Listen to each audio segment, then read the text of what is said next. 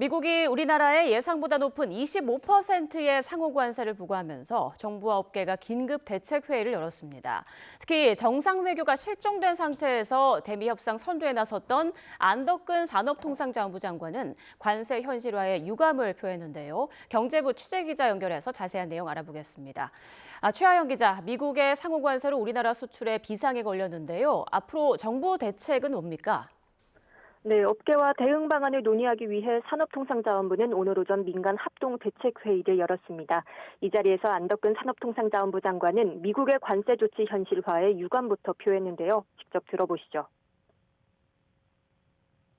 글로벌 통상 환경에 지대한 영향을 미치는 미 측의 관세 조치가 현실화되어서 유감스럽게 생각합니다.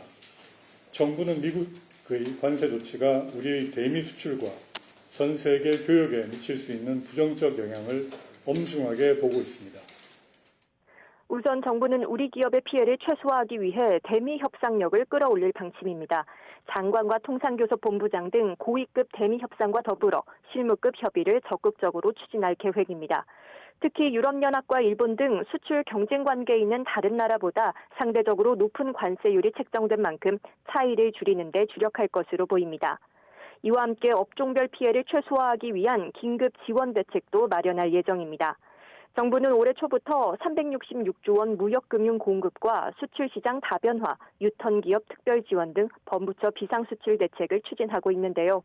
안 장관은 미국 관세 조치 대응은 단기 승부가 아닌 지속적인 협의와 조율이 필요하다며 민관이 힘을 합쳐 시너지를 극대화하도록 협조해달라고 당부했습니다.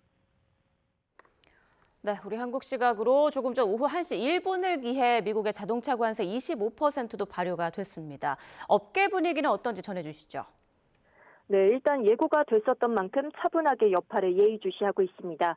애초 미국의 상호 관세와 품목별 관세가 합산돼 이중 관세가 매겨지는 것 아니냐는 우려도 있었는데요. 이 불행 중 다행으로 품목 관세 대상에는 상호 관세가 적용되지 않으면서 철강과 자동차 등 관련 업계는 일단 한숨을 돌린 분위기입니다. 다만 우리나라 입장에선 자동차가 대미 수출 품목 1위인 만큼 관세 25%만으로도 타격이 예상되는데요. 지난해 우리나라의 대미 자동차 수출액은 51조 원으로 전체 자동차 수출의 절반에 이릅니다. 이와 관련해 호세 무뇨스 현대차 사장은 미국 관세의 영향을 평가하고 있다면서도 현재 미국에서 가격을 인상할 계획은 없다고 밝혔습니다. 미국이 철강과 자동차뿐만 아니라 반도체, 의약품 등에도 관세 부과를 예고한 터라 업계 걱정은 큽니다. 이에 미국에 공장을 짓는 등 생산 기반 확대를 계획 중이지만 시간이 걸리는 일이라 당장의 관세 충격은 피하지 못할 것으로 보입니다. 지금까지 경제부에서 YTN 최하영입니다.